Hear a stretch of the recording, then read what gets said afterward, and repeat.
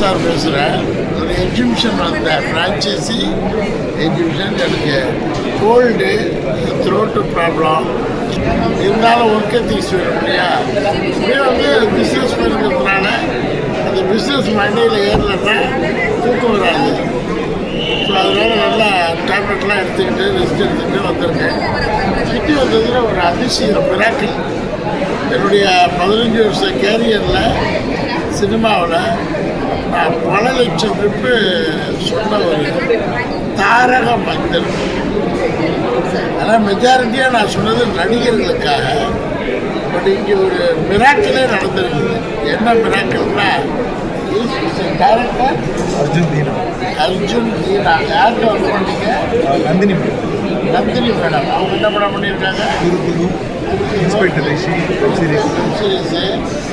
அதுக்கு முன்னாடி அதுக்கப்புறம் யார் பண்ணீங்க? Very good. இப்போ நான் இதான் சொல்கிறேன் எல்லா டைரக்டர்களுக்கும். என் மேலே நிறைய டைரக்டர் கோவப்படுவாங்க, இல்லை என்னை எப்படி நினைக்கிறாங்கன்னு தெரியல. ப்ரொடியூசர் தேடி தேடி தேடி இவரும் அலைஞ்சிருக்காரு. அதுக்கு எவ்வளோ தேடி அலைஞ்சிருப்பீங்க? உடனே கிடைக்குதா? ப்ரொடியூசர் கிடைக்கிறது வந்து பெரிய தாக்கத்தை அவங்களுடைய வெப்ஸ் ஆயிடுவாங்க. லட்சக்கணக்கான டைரக்டர்ஸுடைய பிரச்சனை என்னென்னா, ப்ரொடியூசர் தேர்ந்தது தான். தொழில் கற்றுக்குவாங்க, எல்லா வேலையும் கற்றுக்குவாங்க. ப்ரொடியூசர் வந்து அவங்க அதிக ஒரு இதாகிடுவாங்க. என்னன்னா அதான் வாழ்க்கைன்னு ஒரு ஆமாம், ரொம்ப தூய்மையாக ஆகிடுவாங்க. சொல்லக்கூடாது. அந்த நேரத்தில் அவங்க வீட்டு விட்டு போயிடுவாங்க. நான் சீரியல் போயிடுவாங்க, இல்லாட்டி அன்றாட வாழ்க்கை போகிறாங்க. பட் அப்படி போகக்கூடாது. ப்ரொடியூசர் நீங்கள் தேடணும்னா you have start your own business. அது ட்ரெடிஷ்னல் பிஸ்னஸான ஹேர் கட்டு ட்ரெடிஷ்னல் ஃபாதரா கிராண்ட் ஃபாதர் அந்த தொழிலை எடுத்து இன்றைக்கி பெரிய அம்பானி, முகேஷ் அம்பானி கூட சொல்ல ஆரம்பிச்சுருக்காங்க. ஆமாம், ரிலையன்ஸ். ஏன்னா ரிலையன்ஸ் எல்லாத்துலேயுமே அம்பானிக்கு பார்பர் ஷாப் வந்து தேவை. ஏன்னா டெய்லி மணி. அம்பானிக்கு கீரை தேவை. அம்பானியோட உயர்ந்தவங்களுக்கு தேவையில்லை.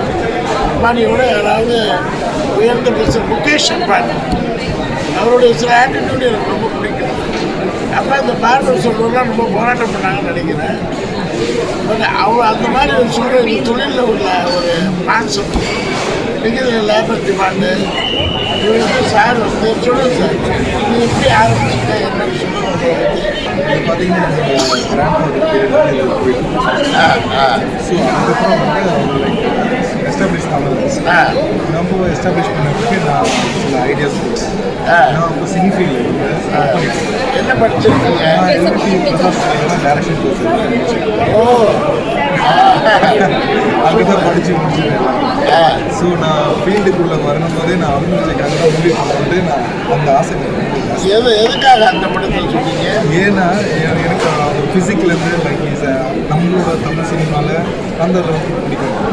ஏன்னா என்ன எல்விபிலே கேட்டாலும் சொல்லுவாங்க, என்ன எதுக்காக சினி ஃபீல்டுக்கு வந்து கேட்டதுக்கு அர்ஜுன் ஜெய் சார் வச்சு படம் பண்ண போகிறேன் சொல்லுவாங்க. எவ்வளோ ட்ரீமோட வந்துருக்காங்க. Very nice. ஸோ அதுக்கப்புறம் நான் தொழில் முடிச்சுட்டு சரி 1 year ஆச்சு. அதுக்கப்புறம் மூவி ஷார்ட் ஃபிலிம்ஸ் எடுத்து அசிஸ்டண்டாக டைரக்ஷனாக இருந்து நெக்ஸ்ட்டு ப்ரொடியூசர் லைக் எல்லாருக்கிட்டையும் நான் சொல்லியிருக்கேன், இந்த வெயிட் நான் சொல்கிறேன் அப்படின்னு சொல்லி ப்ரொலாங் ஆகிட்டே இருந்தது. ஸோ இன்பிட்வீனில் நமக்கு வந்து அப்படியே விட்டுக்கூடாது.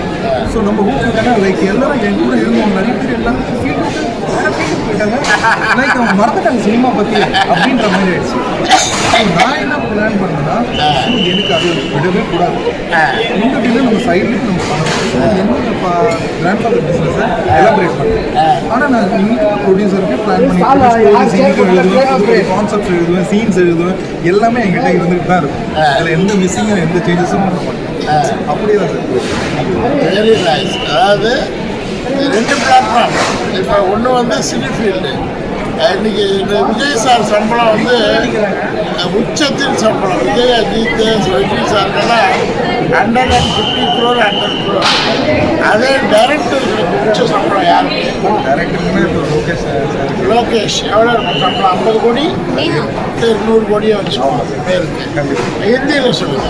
இந்தியிலலாம் வந்து 200 crores 300 crore 400 crore. ஹாலிவுட்டில் David Cameron இருக்கார் இல்லையா, அவருக்கெல்லாம் எவ்வளோ சம்பளம் இருக்கும்?